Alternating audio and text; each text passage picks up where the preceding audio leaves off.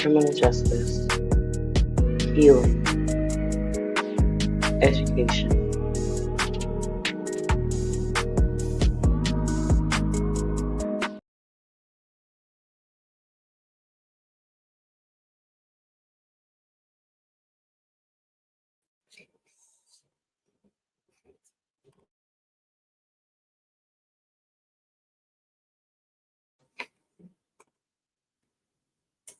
Good morning, afternoon, evening, however, or whenever you are watching.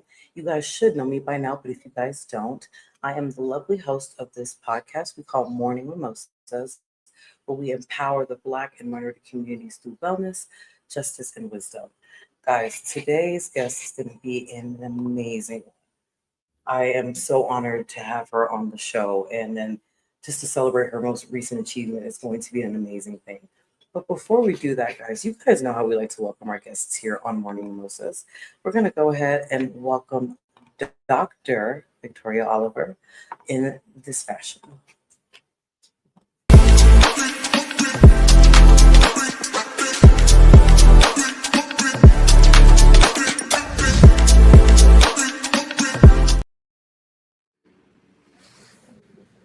Oh my goodness. Dr. Victoria Oliver. Let's put It's respect still on her name. surreal. It's still surreal. But we have to put respect on it though, because you earned it. Dr. Victoria Oliver of Denver, Colorado. Ladies and gentlemen, I am truly honored to have her on my platform this morning. Dr. Oliver, how are you doing this morning? I'm doing wonderful. How are you? I'm doing excellent. Thank you so much Great. once again for being on Morning Mimosas. So Thank before you we for having me. But I'm sorry. Nervous. No, it's okay. Okay, but thank you for having me. Thank you. No, it is okay. I will make you as comfortable as possible. Okay. That's the purpose of all of this morning. So guys, we're going to get right into the meat and potatoes of today's episode. We're going to be speaking with the newly doctor and just all of her achievements. But before we get the episode started, let's have Dr. Oliver tell us a little bit about who she is. Okay, so I'm a Denver native, born and raised in Denver, Colorado. We did spend 3 formative years in Northern California, but my twin brother, and I both made our way back to Colorado with our father. I attended Colorado State University, where I obtained my bachelor's in journalism. And after college, I went into insurance, but I was doing a lot of work with officers, going on ride alongs. They would cover accidents that I had claims on. And it became intriguing. And I decided, why not see what it's like? And jumped in both legs. That is absolutely awesome. So we're going to go ahead and get into the questions of the day, guys. You guys know how we do here. We do the 5 questions. So the first one, because you guys know we're very big on mental health here. So it has to do with personal mental health and resilience. So you spent many years on the front lines of public service here in Denver, witnessing high stress crises while balancing heavy workloads and academic pursuits. Looking back at your own journey, how has your personal relationship with mental health evolved over your career, and what specific self-care practices or boundaries keep you grounded when the emotional weight of the job gets heavy? Well, very great question there. I would say my introduction with mental health on the Denver Police Department began, I would say it was about 1999. I was on a very horrendous call that involved an 18-month-old. And as the female officer there, I'm being stoic and it's my call. But the firemen there, the policemen there were all very just kind of, can you just handle the report and send it to us? Well, I went ahead and handled the report, very stoic again. And when I got back to the station, I just broke down crying. And I had to have somebody come pick me up and take me home. I couldn't even drive. And I started seeing our department psychiatrist group, Nicoletti and Associates, specifically a doctor by the name of Christine Lawrence. And I would do that stream of consciousness, and they found that my post-traumatic stress disorder all stemmed from children. As a female, a lot of the females in my district, we would be going to the child abuse calls and things of that nature. So when we did the stream of consciousness, we found that. And I love kids, so it was very hard for me, but I was able to work through it. And I still to this day, I don't see Christine anymore. She's no longer with the group, but I have a fabulous doctor that keeps me grounded. The stream of consciousness, I'm a writer, so that was definitely helpful. It really releases a lot of stress. And you get to say things that you may not have been able to say in public on the piece of paper, especially if you're writing a story. So I still see Nicoletti and Associates. I encourage other officers to do that. And I write and I work out. Whatever I can do to keep my sanity, because the job occupationally and operationally can drive you crazy at times. So that was my introduction, was that call in 1999. And a sergeant, big burly guy, Dan O'Shea, he's the one who introduced me to it, because, you're sitting up here, I don't want to seem weak. And I think there's still a stigma attached to police, but they need to realize that's not weak, that's strength. Your audio has gone out for a second. No, can you hear me now? Can you hear me now? Yes, I can no longer hear you. Okay. You So, can't hear no, me now? It's completely fine. We will get it together. So, Okay. for those of you who are watching, we apologize for the technical issue. You guys know nothing's perfect. So, we're gonna get that together here momentarily, but we're gonna keep the show going while we wait for Dr. Oliver to fix her technical issues. So, absolutely. Interesting. Thank you for sharing that. But we're just gonna wait a second for you to get the audio together. Okay, and all of my tests are showing that the audio is fine. Okay. So I'm not sure what's happening here. I apologize for that. Apologies. Give me 1 second, ladies and gentlemen. I apologize.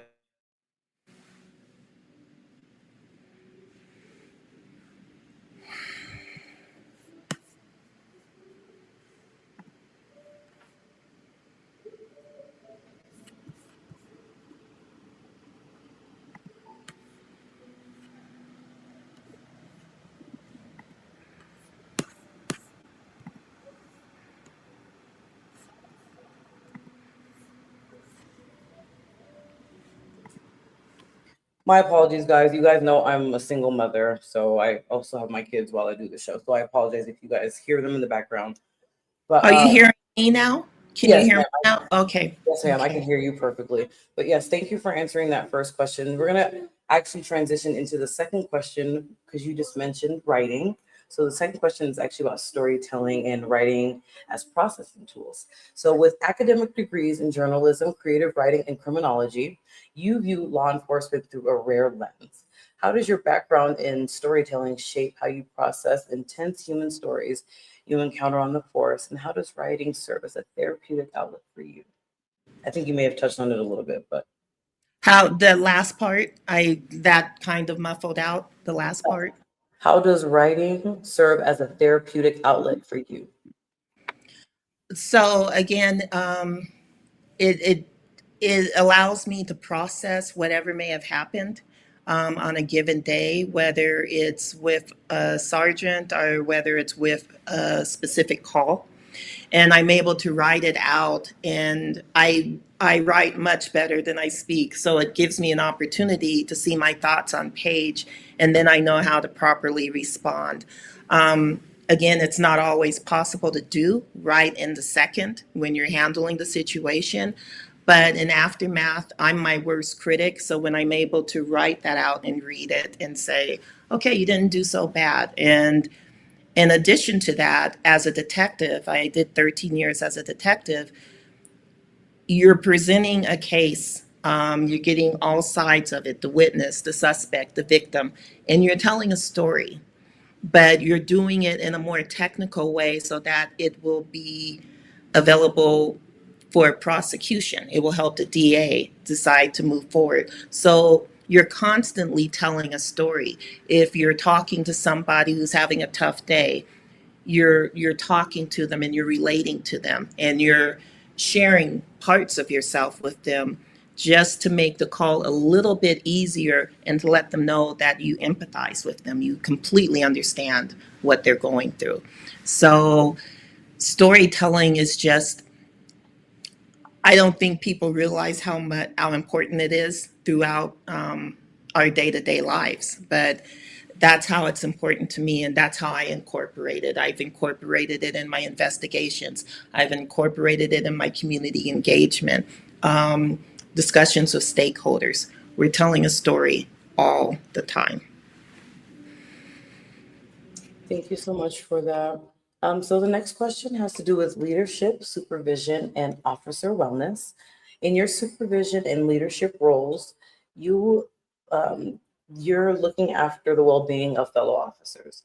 Law enforcement culture has historically carried a heavy stigma around mental health. How do you approach breaking down those barriers to ensure officers feel safe in seeking help for trauma, grief, or burnout? So again, I had created a mentoring program, and again, it's sharing your story. Sometimes officers don't want to share something that occurred because they think, oh, it's just me. And I will be very frank with the story I shared with you. I thought that until Big Burly Sergeant O'Shea shared with me his experience in Columbine. So because of that, he told me his story, and I was able to continue his story in my story to help the next person and pull them up to ensure that they get the help they need. Now, even though the resources are out there and you do have a lot of encouragement with our peer support and with mental health, Nicoletti and Associates, not everybody's going to take that. And, you know, some of the suicide rates in law enforcement are fairly high. And I've lost a few friends this year because of that. They're going to have to want to get the help. And you don't always see it. You don't always know how to help them. And then you're dealing with that survivor's remorse because what could I have done? But you also have to recognize each person has to take their own journey. And it's not always going to be something that we can save someone from. We can only share our experience, but we may not be able to rescue that person. Thank you, and I'm so sorry for your loss. I appreciate that. Thank you. Ooh, yeah, I had to take a second for that because that just made me really sad. So, ooh, yeah. But that's just us being human, showing that we're human and that we care and that we love. So I appreciate the fact that you were doing that for the officer. The next question has to do with community impact and bridging the divide. And you know, that's a big thing in law enforcement and community.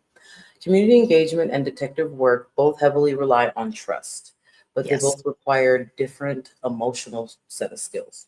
From mental health to community perspective, how do we shift public perception to recognize the shared humanity between community members and the officers serving them? So, first and foremost, something I told Chief Thomas of the Denver Police Department, our mission our mission statement should read, as communities of the Denver community, because we are community members as well. And I think we have this tendency to get into this us against them, and some of the wording and how we present ourselves continues that on. We are community members. Even if we don't live in Denver, when we get off work, while we're here doing our job, we are community members. And we as officers need to remember that. And with community members, for me, what has worked for me was just keeping it real. I explain everything I'm doing to anybody, and everybody starts here with me. I don't care if you're the worst criminal or the best victim or whatever, everybody starts here. Now, something about me, if you drop it, I can usually do it a little better, and I have some authority behind me. But keep it real. And an example of that, right after Philando Castile, I sat on a panel, and there were several chiefs and stakeholders in the way of Congress people and legislators and everything. Alberta Simmons was facilitating it, and I don't know if you're familiar with him, but he is a Black leader here in Denver, Colorado. He was facilitating it, and he was asking everybody what they thought of the video, and everyone was giving yearbook answers. You know, oh, we have to wait and see. We have to, what does the investigation show? And then he got to me and he said, Detective Oliver, how did you feel about it? And I said, I didn't like what I saw. And I think there was a serious problem here. Now, I hope the investigation shows otherwise. But as a human being, as a Black community member, something was not right there.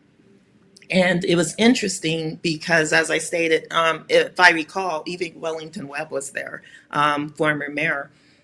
Afterwards, everyone came up to me to talk to me because I'm keeping it real. I'm not going to sit up here, oh, hey, let's wait for the investigation. I'm not persecuting the officer. I'm not persecuting Castile, but I don't like what I saw. And it's okay to say that sometimes. It's okay to be honest with the community. You don't have to put anybody down in doing that. But again, that's part of storytelling as well. And that's not something every officer has the capability of doing. I'm really glad that you are able to keep it real, because a lot of people have that issue with police officers or any type of law enforcement. They just feel like they're covering things up versus Yes. trying to tell the community what really is going on. So I'm glad that you're able to bridge that divide by keeping it real, so the community can feel safer. And then I love the fact that you mentioned that police officers are also community members. I get really sad because I also had that perception it was community members versus police, but you really brought that home for me today. So I really do appreciate you giving me that perspective. Well, and I know you have questions to get through. One of the reasons I became a police officer, again, while I was experiencing it, was because I did see the deteriorating relationship between my community and the police, which has been a constant. I mean, we can go back centuries, and it's been a constant. My thought process is the only way to get in there and start making a difference is from the inside out, not from the outside in. But it is a tough endeavor to take on. So I will say that it has its moments, and you're sometimes finding yourself up against community members and officers. So it can be very frustrating, but I still completely believe in your role of service. It is completely possible. You just have to keep trucking. Absolutely. And I thank you for your perspective. So this is one of the last questions, and it has to do with long life learning and reclaiming your narrative. So as a Denver native who has dedicated her life to serving her hometown while continuously pursuing a higher education, what lesson do you have for women and public servants about investing in their own intellectual and emotional growth outside of their job title? Wow. That's a good one. Okay. Um, the only thing I'll say is find your own voice and find your own leadership capability. I see women, particularly on the department, and I have a handful of mentors who were able to find their place within the police department. One of them, Dr. Tracy Kazee, very good friend, was my first mentor on the Denver Police Department. She went on to be a commissioner in New York City. She works a lot with police and finding your voice and learning to breathe and doing all of these things. But you have to have that security. I see a lot of women coming on and they're trying to take on the role of the officers they're working with, because there is a lot of pushback, unfortunately, even in the 21st century, from male, my dog's walking around, from male officers, there is some pushback. Oh, I don't know if you're going to be able to handle yourself in your fight. And I'm like, I can take you, dude. I mean, you get that. So you're dealing with that. And then you find yourself, just like I did on that call, that horrendous call. Don't let them see you sweat. I'm stoic, and something Sergeant O'Shea said to me that night, because he was on that call. He said, I was worried because you seem like such a robot in the role. So we're either being a robot or we're being overly masculine, and we're not finding our voice as women. And women are incredible beings. We have the seven sense that men don't have. We have a different viewpoint, and we have a nurturing nature. We have all of these things that should be required of a community member serving and protecting its community.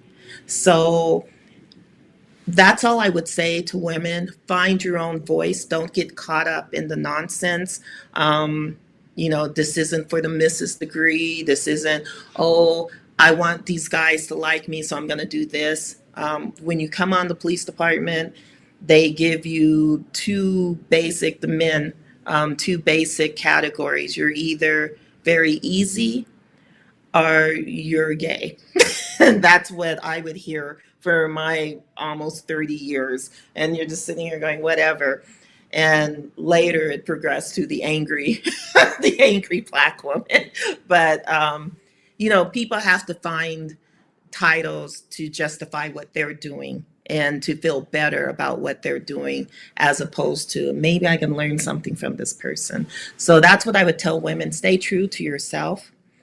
Find your voice, not your partner's voice, not my voice, not even your mentor's voice. As I mentioned, Tracy Kazee, incredible mentor, love, love, love her. And she has seen me through so much, but we have such different ways of managing things. And I think both of us, I'm, for want of a better term, I heard my mother described as this once, we're both striking black women, in the sense that there is a presence when we walk into a room. Different, hers is different, mine is different, but it's a presence, and it's a positive one. And that's what women of all colors, of all ages, all ranks need to find for themselves. Thank you so much, Dr. Oliver. Before we get out of here, I just wanted to let everybody that is currently watching, she got her doctorate this past April, I believe. And we just wanted to give her a huge congratulations. Hold on, guys. Let me get the sound effect. Let me get a second. Oh, I am super duper proud. Can you go ahead before we get out of here, just talk about your journey getting your doctorate and now being Miss Dr. Victoria Oliver? yes. So my journey in getting my doctorate was twofold. First, I lost my sister and best friend in 2005 to breast cancer. And when we got the prognosis, I was in the hospital with her.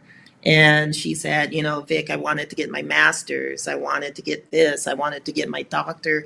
I was just a smart. And I said, yeah. I said, we're going to get it, Suzanne. We're going to get it. And um, in my dissertation, the dedication page, it's dedicated to her. And it just says, Suzanne, we did it.